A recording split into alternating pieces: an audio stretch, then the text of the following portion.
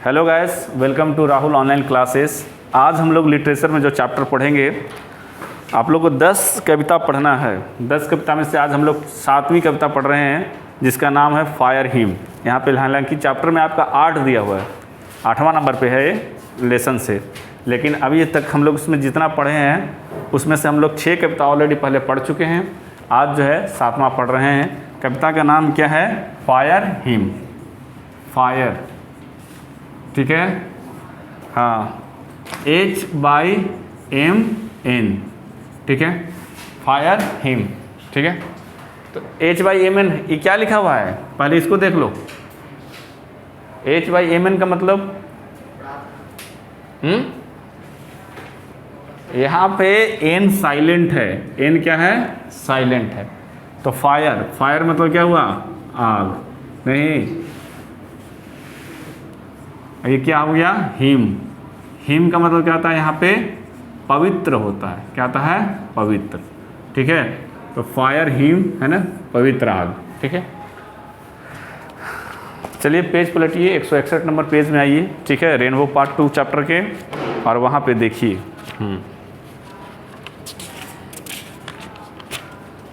Fire पे वो डायलॉगो है ना रे, फिल्मी, लड़का सब याद है? अच्छा हमको पता ही था कि अभी तक कोई बोल क्यों नहीं रहा है कि पुष्पा सुन के फ्लावर समझे क्या? फायर है में, है ना, वो वाला फायर नहीं है, ये दूसरा है, ठीक है।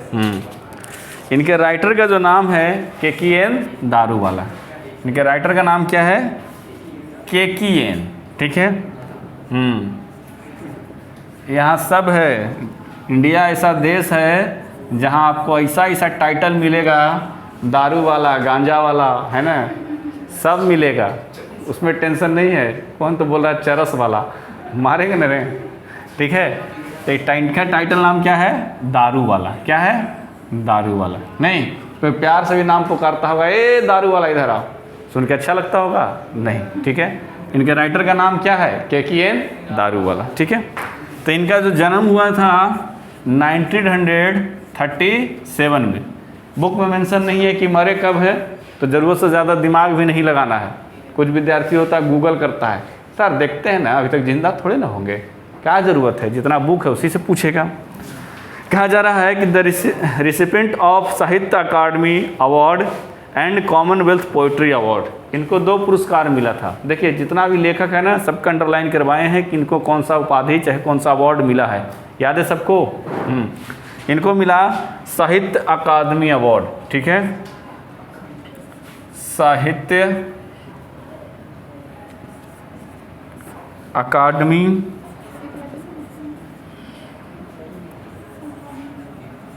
अवार्ड, ठीक है। कब मिला जी बाबू? 1984 में मिला। और साथ साथ एक और मिला इनको, कॉमनवेल्थ, ठीक है, पोइट्री अवार्ड, ठीक है, कॉमनवेल्थ पोइट्री अवार्ड, ठीक है। क्या जा रहा है? Is a landscape poet of eminence and well known story of writer of short stories, ठीक है। शॉर्ट स्टोरीज के रूप में फेमस थे। कौन? KKN दारूवाला, ठीक है। छोटी छोटी कहानियाँ के रूप में लिखने में ज़्यादा फेमस थे। कहा जा रहा है कि his poetry is in on words a totally impressionistic recording of subject responses. He claims his poems to be rooted in the rural landscape and hence earthy. The sun suffocation as things that he, while adding gloss, takes away the power of verse. The theme of his poetry are love, death, domination, plight of human society and violence, ठीक है। अब देखिए कोई जो लेखक होता है ना, बहुत लोग ज़मीनी स्तर से जुड़े होते हैं। ज़मीनी स्तर से जुड़ा हुआ इंसान हमेशा क्या रहता है? डाउन टू अर्थ, मतलब खुश रहता है, उसको कोई दिक्कत नहीं है। लोग समझता है कि जिस जगह से हम आए हैं उस जगह से अहमियत समझता है। अचानक किसी को कुछ मिल जाए, उसका बोली, व्यवहार, विचार सब चेंज हो जाता है, पता है ना, ठीक है। हमेशा ज़िंदगी में डाउन टू अर्थ रहने का। और डाउन टू अर्थ का मतलब क्या, जब तक हिंदी नहीं जानिएगा ज़मीन पर लेटे हैं, नहीं क्या कर रहे तो डाउन टू अर्थ हैं, वैसे थोड़े ना होगा। आप चीज़ों को समझिए, इन्वायरमेंट को समझिए, जैसा देश वैसा भेष, समझे। नहीं, एक लड़का गया था राजस्थान पढ़ने, हम लोग बहुत छोटे छोटे थे, तो बहुत दिनों के बाद मेरे गांव का लड़का बहुत दिन के बाद आया मेरे गांव में पढ़ के। तो हम लोग तो पहले ऐसे, अब न हो गया है CBSE वाले, बेचारा बैग टांग के जाता है पढ़ने, हम लोग ऐसे हाथ में कॉपी ले लेते थे, है ना, कलम ले लिए चल दिए। अच्छा है, लड़की सब ऐसे करके लेके आती थी, वही बस्ता था, हम लोग वही बस्ता था। तो मैं ठंड का कुहासा में एकदम 6 बजे ट्यूशन जा रहा हूँ कोचिंग में, और वो बेचारा ट्रेन से आया, अर्ली मॉर्निंग में बस से उतरा। तो मतलब कुछ वर्षों तक हम लोग साथ में खेलते कूदते थे, है ना, बचपन में तो सब खेल लेता है कूदता है। तो मेरी हिम्मत नहीं कि उससे हम बोले, अरे बाप रे बाप, राजस्थान से पढ़ के आ रहा है, क्या इससे हम बोलेंगे, है ना। अभी तक हम कुछ बोले नहीं, 2-4 कदम है दूर ही है, अपने भाई को बोलता है, ओए आजा, तो उठा ले यार, है ना, वो जो उसका जो सामान है। हम बोले अब तो लगता है पक्का बात नहीं बनेगा। मैं चुपचाप आगे निकल गया। 2-3 दिन तक वैसे ओए मान जा, कर ले ये वो। फिर वो धीरे धीरे, है ना, अब अचानक कोई सब बोलेगा तो थोड़ी ना हम लोग कहेंगे ना भाई तो बहुत क्या है, होशियार आदमी है। 4-5 दिन बीतने के बाद फिर से वो क्या हुआ, बिहारी टोन में आ गया, कने जाई थी हो, है ना, मतलब मगही भाषा है। तब जाके क्या हुआ, तब हमको कॉन्फिडेंस आया, समझे बात को। वही है, कुछ लड़का अभी चल जाए बाहर में पढ़ने, तो गांव में आएंगे पूछेंगे पापा ये किस चीज़ के पौधे हैं, समझा।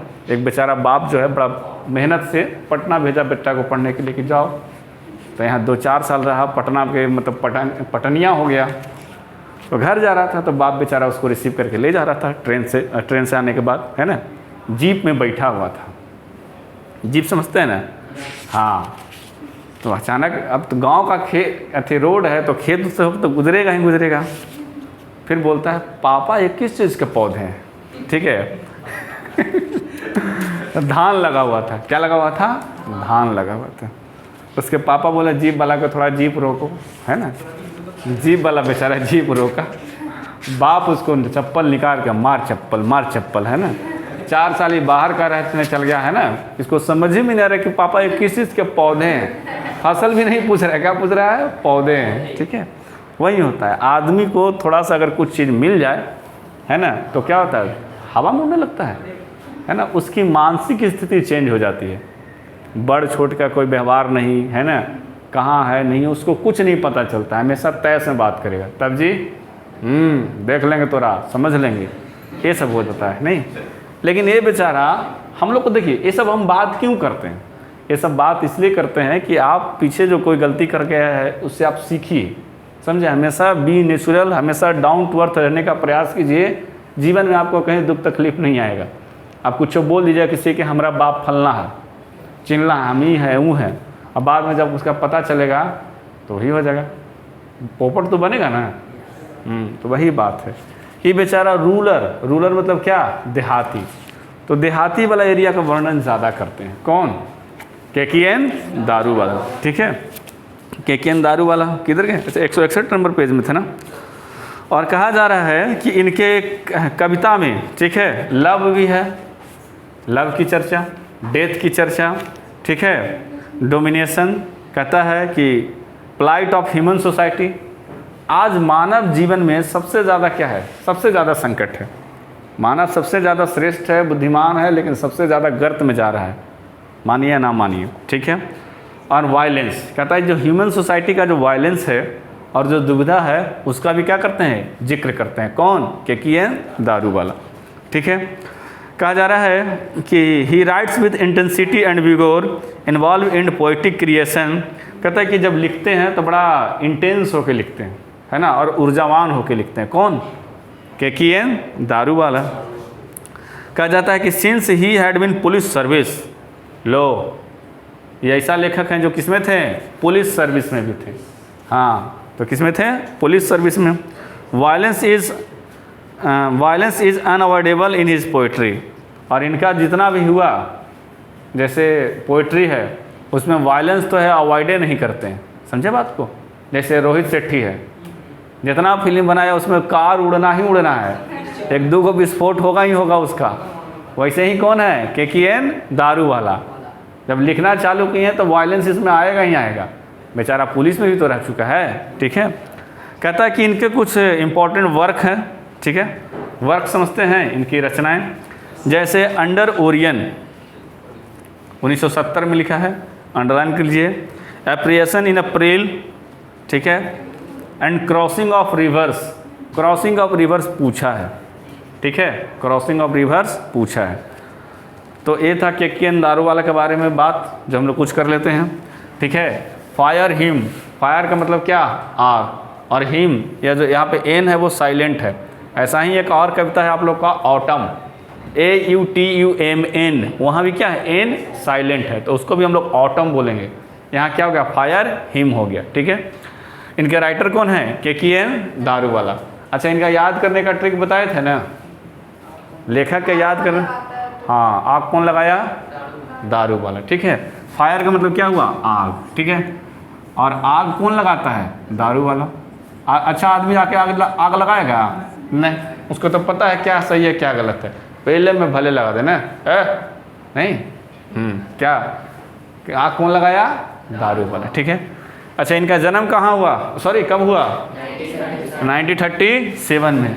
इनको कौन कौन सा अवार्ड मिला, साहित्य अकादमी अवार्ड, कब मिला था, 1984 में। और साथ ही साथ कौन सा अवार्ड मिला था, कॉमनवेल्थ पोएट्री अवार्ड, ठीक है। किस रूप में फेमस, शॉर्ट स्टोरी लिखने के रूप में फेमस। और ये क्या, रूरल जो है क्षेत्र से लिखते थे, है ना, डाउन टू अर्थ चीज़ों को लिखते थे। पुलिस सर्विस में भी थे। इनका जो लिखने का थीम था, लव था, डेथ था, डोमिनेशन था, तथा जो हम लोग को ह्यूमन लाइफ है, ह्यूमन सोसाइटी का जो सबसे बड़ा क्या है, वायलेंस है, और जो संकट है उसके बारे में भी लिखते थे। इनकी 3 प्रमुख रचनाएं, अंडर ओरियन, है ना, और एप्रिएशन इन अप्रैल, और साथ में क्या है, क्रॉसिंग ऑफ रिवर्स, ठीक है।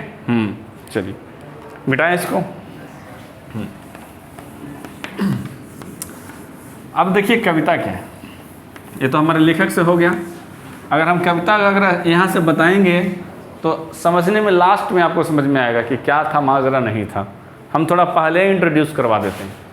पहले क्या है कि इसमें से जो लेखक है दारू वाला, वो जोरोस्ट्रियन फैमिली से बिलोंग करता है। जोरोस्ट्रियन कहते हैं पारसी को, किसको कहते हैं, पारसी को। तो यह जो बाय द रिलीजन है वो क्या है, पारसी है। गन का व्यापारी नहीं, पारसी लोग बहुत ही मेहनती होते हैं और बहुत ही दिल के नेक अच्छे होते हैं।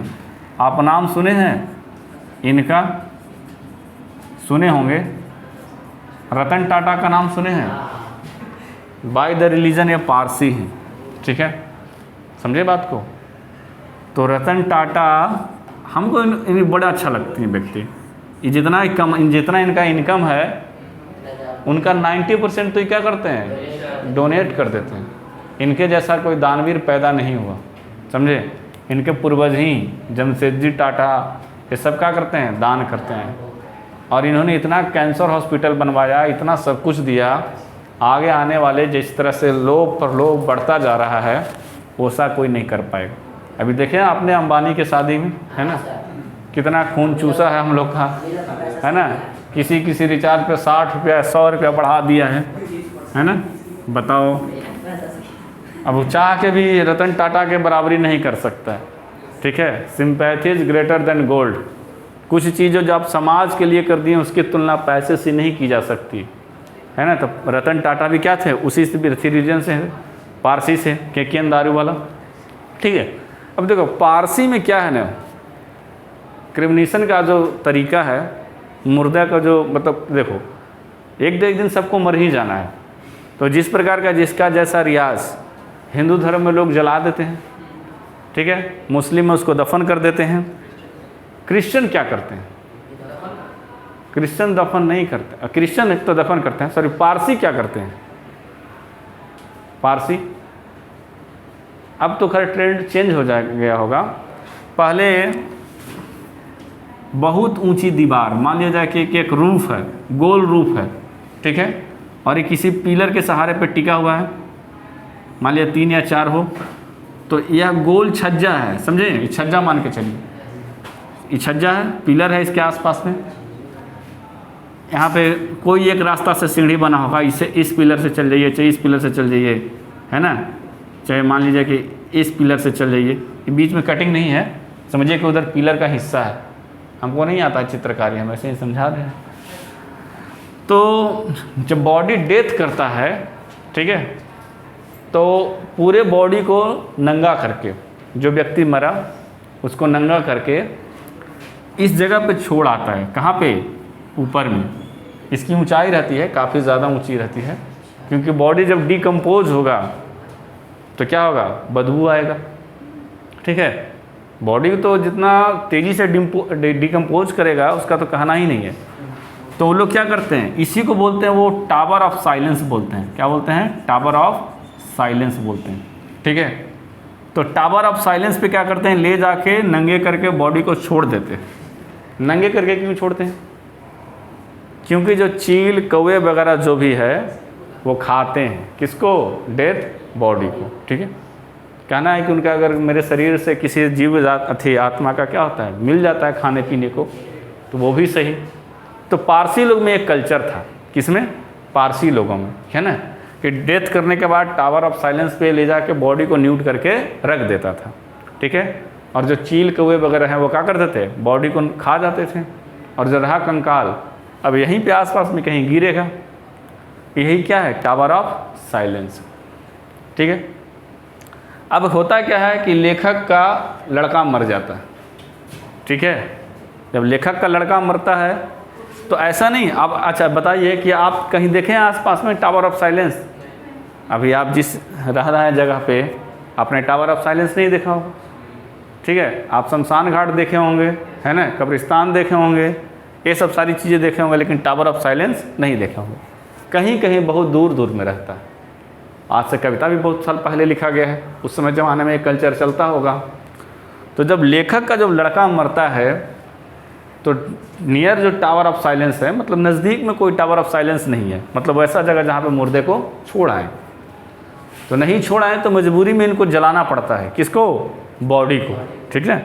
इनका लड़का का जो बॉडी है उनको जलाना पड़ता है।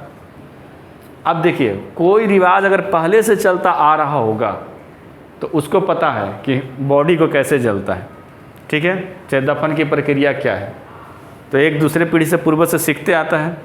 ये बेचारा पहली बार क्या कर रहे थे, डेड बॉडी को जला रहे थे, तो बहुत सारी चीज़ें इनको समझ में नहीं आया कि डेड बॉडी को जलाना कैसे, बात समझें। और पारसी लोग आग को बड़ा पवित्र मानते हैं, समझें, अग्नि की पूजा करते हैं पारसी, हिंदू धर्म से ज़्यादा पारसी लोग पूजा करते हैं, किसकी, अग्नि की। अब इनके पास दुविधा बड़ा है कि लड़का ही मर गया है, इनको दाह संस्कार भी करना है, nearest of tower of silence है भी नहीं, और आग को भी बड़ा पवित्र मानते हैं। मजबूरी में इन्होंने क्या किया, अपने लड़का को आग के हवाले कर दिया। जब क्या हुआ, डेड बॉडी जला नहीं, तो उनको लगता है कि शायद जो मैंने पवित्र मानने वाली चीज़ें जो आग थी उसके साथ मैंने यह गलत किया, ठीक है। और भी तमाम सारी चीज़ों का जिक्र करते हैं, उनको लगता है कि हमसे भूल हुई। और इसी के बारे में क्या है, कविता हम लोग को पढ़ना है। कौन से, फायर हिम। एक बड़ा सवाल बनाता है कि यह जो लेखक हैं के.एन. दारूवाला, वो किस रिलीजन से थे, समझ रही बात को। जो नहीं अंग्रेजी पढ़ता होगा उसको लगा कि डेड बॉडी को जलाया गया, तो यह जो प्रथा किस में है, हिंदुओं में है। हिंदू में सबसे पहला ऑप्शन रहेगा, आदमी मार के निकल जाएगा, हो जाएगा गलत। जोरास्ट्रियन यानी पारसी, है ना, पारसी थे, मजबूरी में इनको जलाना पड़ा था, बात समझे। तो ये कविता का क्या था, बैकग्राउंड। अब मैं कविता को क्या करूँगा, किताबी में जो आपको दिया हुआ है पैराग्राफ या स्तांजा, उसी के माध्यम से बताएंगे। टाइम भी बताते चलना, ठीक है, अच्छा ठीक है। कहता है, the burning heart erupted phosphorescences and wandering host light fronted passer by, ठीक है। अगर किसी ने शमशान घाट का नज़ारा देखे होंगे, ठीक है, बनारस गए थे कुछ दिन पहले, हाँ, क्यों नहीं जा सकते हैं क्या? पूरा आप है ना, ऐसा लग रहा है जैसे चांद पे लैंड कर गए हों। हाँ, तो वहाँ पे एक बहुत फेमस घाट है मणिकर्णिका घाट। वहाँ पे जाइएगा तो हमेशा डेड बॉडी आपको जलते हुए मिलेगा।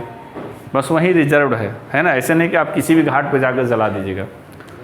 तो वहाँ से काफ़ी क्या है, जहाँ कोई चीज़ चलेगा वहाँ से धुआं निकलेगा।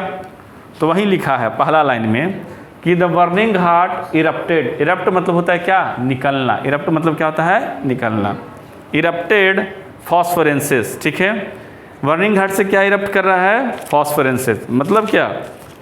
जो धुंध है, जो आपका क्या कह सकते हैं, जो धुआं है, वो सब सारी चीज़ें निकल रही है। किस जगह का नज़ारा है? बर्निंग घाट का। बर्निंग घाट यानी शमशान घाट का। लेखक पहली बार इस चीज़ को देख रहे हैं, तो जो चीज़ देख रहे हैं उसको क्या कर रहे हैं? बता रहे हैं कि the burning ghat erupted phosphorescences. Burning ghat से क्या निकल रही है? चिंगारियाँ और धुएँ निकल रहे हैं। कहता है the wandering host light fronted passer by. Passer by एक वर्ड है। पासर बाई का मतलब होता है राहगीर। लिख लीजिए, पासर, ठीक है। पासर बाई का मतलब क्या होता है? राहगीर होता है, ठीक है। तो कहता है कि वांडरिंग होस्ट, जब लाइट मतलब जब डेट अति बर्निंग घाट पे कोई चीज़ें जल रही है, जब चिंगारियाँ और धुएँ जब निकल रहे हैं, ठीक है, तो ऐसा लगता है मानव लेखक को कि वांडरिंग होस्ट। वांडरिंग का मतलब क्या होता है? घूमते रहना। तो लगता है कि वहाँ जो घाट पे क्या है, जो घोस्ट है, घोस्ट समझते हैं?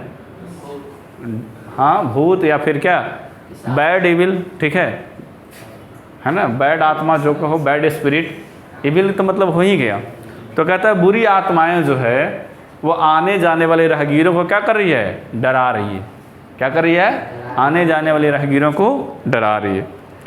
कहता है कि as moonlight scuttle among the bones, ठीक है, once strolling at down past the river bank, ठीक है। कहता है अच्छा, बॉडी जो जल रहा है उससे लाइट भी निकल रहा है, ठीक है। अब नज़ारा क्या है? सुबह का नहीं, शाम का है, ठीक है। कहता है कि समझना बात को, ऐसा नहीं कि हम कोशिश कर रहे हैं कि इसको आप जितना सिंपल लैंग्वेज में समझ सकें। चीज़ें इस तरह से कठिन लिखा हुआ है कि समझने में शुरू में थोड़ा दिक्कत है। पहला दो लाइन का मतलब समझें, the burning ghat erupted phosphorescences. Burning ghat से क्या निकल रहे हैं? धुएँ और चिंगारियाँ निकल रही है। सेकंड वाला क्या है? The wandering host fronted passer by, ठीक है।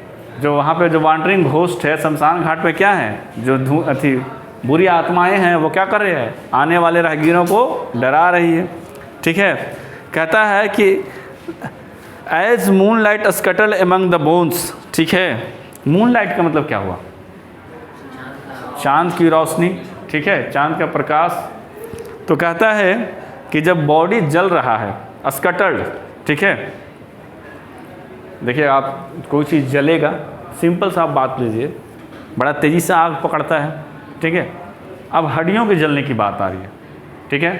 तो कहता है कि लाइट जो है ना, मतलब डेड बॉडी इस तरह से जल रहा है जैसे क्या करे? चंद्रमा के प्रकाश जैसे तीव्रता से, जैसे नहीं होता है चंद्रमा का प्रकाश निकला हमारे तक आया तो एक विशेष प्रकार की चमक होती है ना। तो लेखक वही कह रहा है कि डेड बॉडी जो जल रहा है ना, उससे एकदम जो बोन्स जल रहे हैं, बोन्स, उससे जो लाइटें निकल रही है किस तरह से लग रहा है? मून लाइट के जैसा लग रहा है। किसके जैसा लग रहा है? मून लाइट के जैसा लग रहा है। कहता है कि once strolling at down past the river bank and ghat. कहता है कि वंस स्ट्रोलिंग, ठीक है, down past river bank and ghat. Bank मतलब समझते हैं किनारा, ठीक है। तो लेखक कहते हैं कि वंस स्ट्रोलिंग, है ना, लेखक जो है एक बार, वंस का मतलब क्या? एक बार, ठीक है। वो घूम रहे थे। स्ट्रोलिंग का मतलब क्या हुआ? वॉक करना, ठीक है। घूम रहे थे कहाँ? At down past river bank and ghat, ठीक है, नदी के किनारे, ठीक है। नदी के किनारे पे, घाट पे कौन घूम रहे थे? लेखक घूम रहे थे। वंस स्ट्रोलिंग, वंस मतलब क्या कि एक बार, और स्ट्रोलिंग का मतलब क्या? टहलना, घूमना, वॉकिंग करना। कहाँ घूम रहे थे? डाउन पास्ट रिवर बैंक, ठीक है। डाउन पास्ट का मतलब क्या? जो रिवर बैंक है उसके किनारे पे, या फिर किनारे के रास्ते पे, या फिर घाट लिख दिए। सिंपल शब्द में क्या लिख दिए हैं? घाट लिख दिए। समझ रहे हो बात को? लेखक ये नज़ारा बता रहे हैं कहाँ का? घाट का, शमशान घाट का। पहला लाइन में क्या बोलते हैं? पहला लाइन में बोलते हैं कि बर्निंग घाट, शमशान घाट से क्या निकल रही है? धुआं और चिंगारियाँ निकल रही है। ठीक है, और क्या कर रहे हैं कि जो वांडरिंग घोस्ट है ना, जो बैड इविल है, वो क्या कर रही है? आने जाने वाले राहगीरों को क्या कर रही है? डरा रही है। और उस तरह से जो डेड बॉडी जल रहा है और हड्डियाँ जो जल रही है, ऐसा मानो लग रहा है जैसे चंद्रमा का प्रकाश जिस तरह से क्या होता है, चमकता है, उसी तरह से चीज़ें हो रही है। लेखक क्या कर रहे हैं? एक बार एक घटना का जिक्र कर रहे हैं कि एक बार क्या कर रहे थे, वो टहल रहे थे कहाँ? नदी के किनारे यानी घाट पे। तभी ये सब नज़ारा देखते हैं।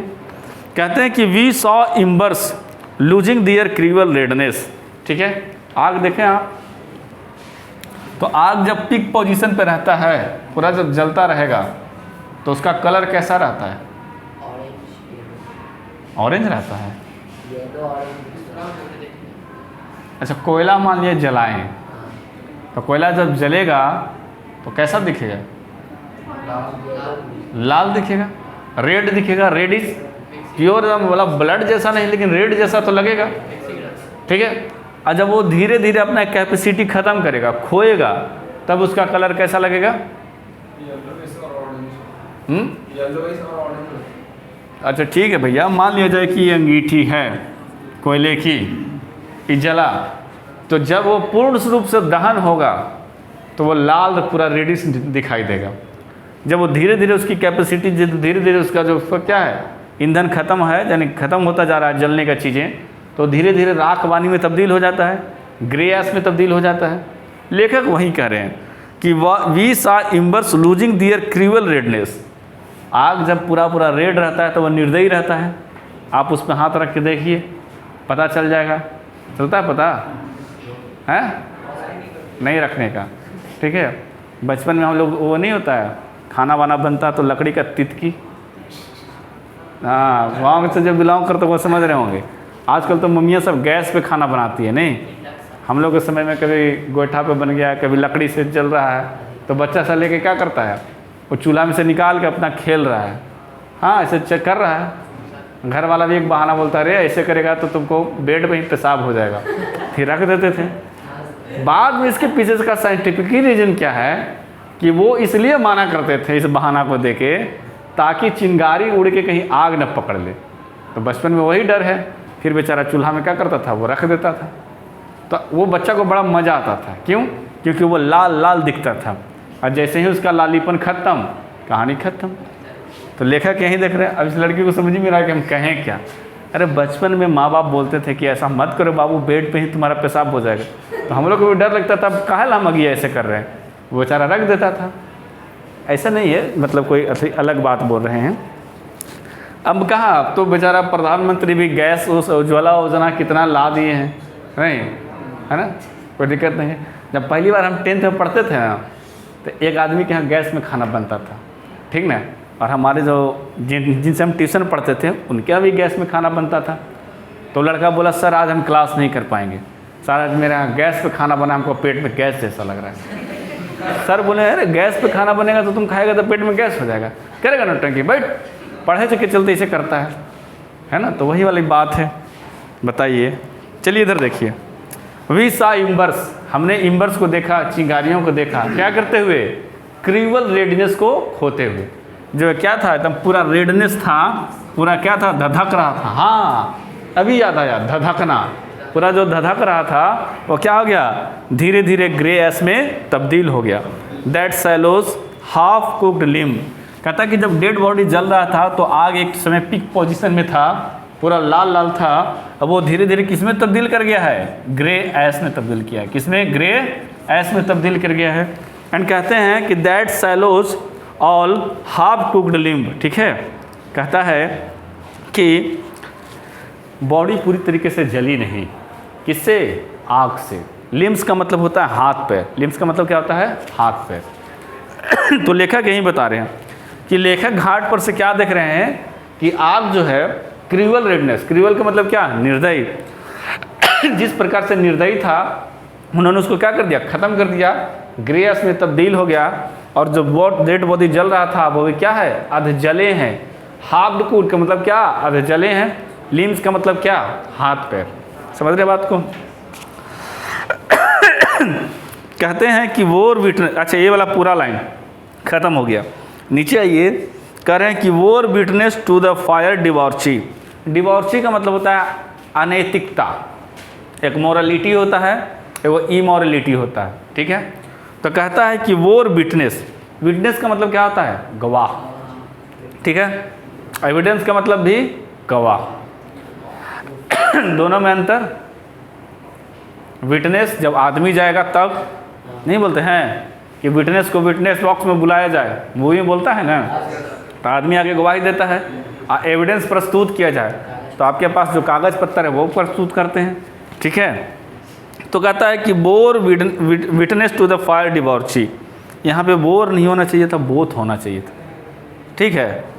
लेखक जो है अपने वो पिताजी के साथ घूम रहे थे, ऐसे बोरे हैं तो रहने दीजिए, लेकिन मेरे हिसाब से बोथ होना चाहिए था कि बोथ विटनेस, लेखक और लेखक के पिताजी दोनों क्या थे, गवाह थे। किसके, फायर डिवॉर्ची के, आग के इस अनैतिक व्यवहार के। लेखक को लग रहा है कि आग ने अनैतिक व्यवहार कर दिया, लेखक को क्या लग रहा है कि उन्होंने डेड बॉडी को जलाया नहीं। करा कि माय फादर सेड, समझ रहे हैं बात को। लेखक के पिता ने लेखक से कहा क्या कि you see those half bird finger, तुमने वो अधजली अंगुलियां देखा। मान लिया कि डेड बॉडी जल रहा होगा तो अंगुली होगा, तो क्या है, अधजली है। क्या है, अधजली है। एंड बोन स्टब, कहता है जो हड्डियां जो है जल के क्या किया है, सिकुड़ गया, ठीक है। कहता है the fire eight times forget it is dead, कहता है कि आग जो है वो भूल गया था कि क्या है, यह मरा हुआ है। बात को समझे। अब देखिए यहाँ पे सीधे सीधे आग को आप ब्लेम नहीं कर सकते हैं, कोई भी चीज़ आपको जलाने का तरीका आना चाहिए। अगर आप नहीं जला पाएँ तो लेखक को तो इस चीज़ का अनुभव है नहीं, लेखक को अगर इस चीज़ का अनुभव रहता तो कोई बड़ी बात नहीं थी। जब लेखक और लेखक के पिताजी कहाँ घूम रहे थे, घाट पे घूम रहे थे, वहीं से नज़ारा देख रहे हैं। बाद में वो अपना भी कहानी का जिक्र करेंगे, अभी वो पहले क्या बता रहे हैं कि बर्निंग घाट का सीन क्या था, लेखक कहाँ घूम रहे थे, लेखक ने क्या देखा। गवाह के तौर पे वो उसके क्या थे, पिताजी थे। लेखक को लगता है कि आग ने क्या किया, अनैतिक व्यवहार किए, ठीक है। क्योंकि अभी क्या है, हाफ कुक्ड है, जितने भी जो डेड बॉडी का पार्ट जला है वो क्या है, हाफ है, पूरा का पूरा जला नहीं है। कहता है कि लेखक के पिताजी ने लेखक से कहा कि आपने वो अधजली अंगुलियां देखा, अंगुलियां क्या है, अभी अधजली है। बोन स्टब, जो हड्डियां क्या है, जल के सिकुड़ गया है। कहता है कि फायर जो है भूल गया कि क्या है, यह मर चुका है, ठीक है। समझे बात को। यह नज़ारा देखा कौन, लेखक, और वर्णन किया। अब यहाँ से पास्ट में चलिए, अभी प्रेजेंट का जिक्र हो रहा था, किसका, घाट का सीन, घाट पे क्या क्या चल रहा था वो सब नज़ारा देखा जा रहा था। अब आइए लेखक का अपना ज़िंदगी में। कहता है कि आई जोरोस्ट्रियन, अंडरलाइन कीजिए जोरोस्ट्रियन को और लिख लीजिए बगल में पारसी, ठीक है, लिखिए। हाँ, कहता है कि I my child finger clenched into a little knot of pain. कहता है कि मेरा जो लड़का है ना, अच्छा ये भी देख रहा है कि my child fingers clenched little knot of pain, I swear to save the fire from the scene of forgetfulness. कहता है कि यह जो घटना है सेम बिल्कुल इनके मिलता जुलता है लेखक के ज़िंदगी से, है ना। कि लेखक भी बोलते हैं कि मैं क्या हूँ, पारसी हूँ, है ना। और कहता है कि माई चाइल्ड, किसका बच्चा, मेरा बच्चा। कहता है कि finger clinch into a little knot of pain, ठीक है। कि अच्छा लिटिल नॉट समझते हैं, नॉट समझते हैं, नॉट, नॉट मतलब गांठ, KNOT, नॉट, नॉट मतलब क्या हुआ, गांठ। तो कहता है कि उनका जो लड़का था उनका भी फिंगर क्लिंच्ड हो गया था। क्लिंच्ड का मतलब क्या, सिकुड़ गया था, है ना, विथ क्या, लिटिल नॉट ऑफ पेन। कहता है कि I swore to save the fire from the scene of forgetfulness. जो नज़ारा देख रहे थे लेखक उसी का जिक्र करते हैं कि मैंने भी कसम खाया था, ठीक है, क्या करने का, सेव फायर। सेव फायर का मतलब क्या, आग बचाने का। आग बचाने का मतलब क्या हुआ कि किस तरह से किसी चीज़ को जलाना है उसके लिए। कहता है from the scene of forgetfulness, जो हमसे भूल हुई थी, जो हमसे पाप हुई थी उसको, ठीक है, समझ रहे बात को। कहता है कि आई नेवर फॉरगेट, मैंने कभी नहीं भूला, एंड 20 ईयर सिंस, कब से? 20 साल से वो लेखक इस बात को नहीं भूला है। कहता है कि I consigned my first born to the flames, कहता है कि मैंने, लेखक ने है, अपना पहला बच्चा जो है किसके हवाले किया था? आग के हवाले किया था। ठीक है, कहता है the nearest tower of silence was 1000 mile away. ठीक है, क्या था कि नियरेस्ट टावर ऑफ साइलेंस जो था क्या था? हज़ारों मील दूर था। तो मजबूरी में क्या करना पड़ा इनको? अपने बच्चे को आग के हवाले करना पड़ा। कौन सा बच्चा, कौन सा नंबर का था? फर्स्ट बेबी था, है ना। कह रहा है कि the fire has said to me, पवित्र आग ने मुझसे कहा, है ना, कि यू स्टैंड फॉर गिवन, कहता है कि तुम्हें माफ़ी मिल जाएगी, है ना। कहता है broken 8 relievers I swear this time to save it from the scene of forgiving. अब देखो, जो चीज़ आप ज़िंदगी में पहले देखे हैं, चाहे आपके साथ बीती है, वो आप किसी के साथ देखिएगा तो उस चीज़ों को ज़्यादा अनुभव करिएगा। लेखक का पहला जो बेटा है वो क्या था? आज से 20 साल पहले मर गया था, और पहले बेटे को उसने क्या किया था? आग के हवाले किया था। तो ये सब घटना उसके क्या है? जीवन में ऑलरेडी बीत चुका था। बात समझे बात को, कि लेखक का जो पहला बच्चा पैदा हुआ 20 साल पहले डेथ कर गया, 20 साल पहले उसको क्या किया? आग के हवाले किया। आग ने उसे पूरी तरीके से जला नहीं पाया। इन सब सारी चीज़ों को समझ रहे हैं। वही चीज़ ना वो बर्निंग घाट पे देखते हैं, और वो उसके पिता क्या रहते हैं? साथ में रहते हैं, है ना। तो बताते हैं कि मैंने भी, मुझसे भी एक बार गलती हुई थी। कौन बोल रहे हैं? ये जो पारसी हैं, जो लेखक हैं, जो यहाँ पे उन्हीं को रिज्यूम किया गया है। बोलते हैं कि मुझसे भी एक बार गलती हुई थी, तब मैंने क्या किया था? आग को बचाने की कसम खाई थी। ठीक है, और मैंने जो मतलब इसके जो मतलब धर्म में जो अथी है, विश्वास है, मैंने उस विश्वास को भी तोड़ा था, और मुझे क्या है? उस चीज़ के लिए हमें माफ़ी मिलनी चाहिए। लेकिन वो फिर से कहता है कि जो मुझसे सीन हुआ, ऐसा ये सीन का मतलब क्या? सीन का मतलब होता है पाप। सीन का मतलब क्या होता है? पाप। और इस पाप के लिए मुझे क्या मतलब क्षमा की याचना करता है, क्षमा मिलना चाहिए। यही तो हो गया किताबी नॉलेज के रूप में। ठीक है, अब मैं इसको क्या करूँगा? अपने तरीके से चीज़ों को समझाने का प्रयास करूँगा। ठीक है, जो जो चीज़ अंडरलाइन करना था कर लिए। हम लोग जो प्रेजेंट पोएम पढ़ रहे हैं, फायर हिम, इसके लेखक कौन है? के.एन. दारूवाला। ठीक है, इनका जन्म कब हुआ था? 1937 में। ठीक है, इनको 2 अवार्ड मिला, एक साहित्य अकादमी अवार्ड, और कौन सा मिला था? Commonwealth poetry award. 2 अवार्ड मिला इनको। शॉर्ट स्टोरी के रूप में क्या थे? फेमस थे, छोटी छोटी कहानियाँ लिखते थे। ठीक है, इनकी 3 प्रमुख रचनाएँ जो थी, अंडर ओरियन, अप्रिसिएशन इन अप्रैल, और क्या था? Crossing of reverse. ठीक है, रूरल के क्षेत्र से वो ज़्यादा मतलब लिखने का रुचि था इनका, है ना, देहाती मतलब गांव का परिवेश वगैरह जो भी हो। कहते हैं कि इनके कविता में बहुत कुछ चीज़ था, लव भी था, डेथ भी था, डोमिनेशन भी था। ठीक है, वायलेंस था, क्योंकि हम पुलिस विभाग में रह चुके थे, तो क्या था इनका मतलब? हर एक आर्टिकल में कुछ न कुछ वायलेंस मिलता था। ठीक है, लेखक अपने रिलीजन की बात करते हैं। इनके रिलीजन में आग को पवित्र माना गया है, लेकिन कुछ कारण बस, कुछ भूल बस क्या हुआ था? इनको आग में अपने बच्चे को जलाने के लिए हवाले करना पड़ा। तो उनसे कुछ वहाँ पर गलतियाँ होती है, उसी वो गलतियों का क्या करते हैं? वर्णन करते हैं। कब? जब वो घाट पे अपने पिताजी के साथ घूम रहे थे तब। ठीक है, कविता 2 फेज में है, बात समझिएगा। समझ रहे बात को? एक प्रेजेंट जो घाट पे क्या चल रही है उस चीज़ों का जिक्र करते हैं, और दूसरी उसी घटना को वो क्या करते हैं? पास्ट से रिलेट करते हैं। कौन? लेखक। ठीक है, शमशान घाट का क्या नज़ारा बताते हैं कि burning ghat erupted phosphorescences. Burning घाट पे क्या है? धुआं और चिंगारियाँ निकल रही है। ठीक है, कहता है कि वांडरिंग होस्ट, लेखक को ऐसा लगता है कि जो आसपास में जो बुरी आत्माएं हैं वो आने जाने वाले राहगीरों को क्या कर रही है? डरा रही है। कोई दिक्कत बाबू? सृष्टि कोई दिक्कत है? नहीं ना।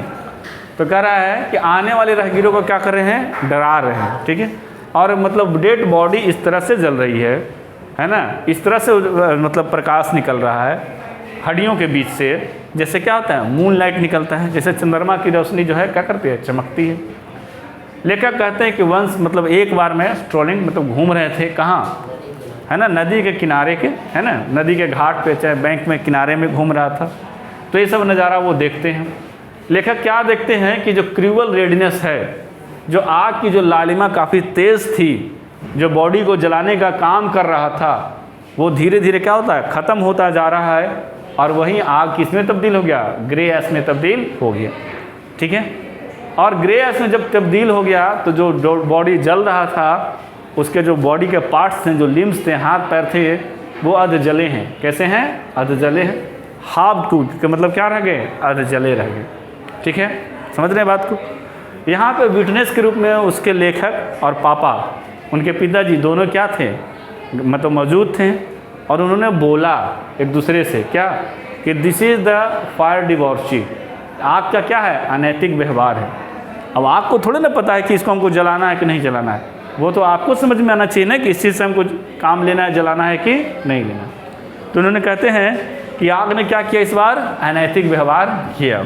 कहता है कि my father said to me, मेरे पिताजी ने मुझसे कहा कि वो तुमने अधजली अंगुलियों को देखा, वो जो हड्डियाँ जल की सिकुड़ हुई है उसको देखा।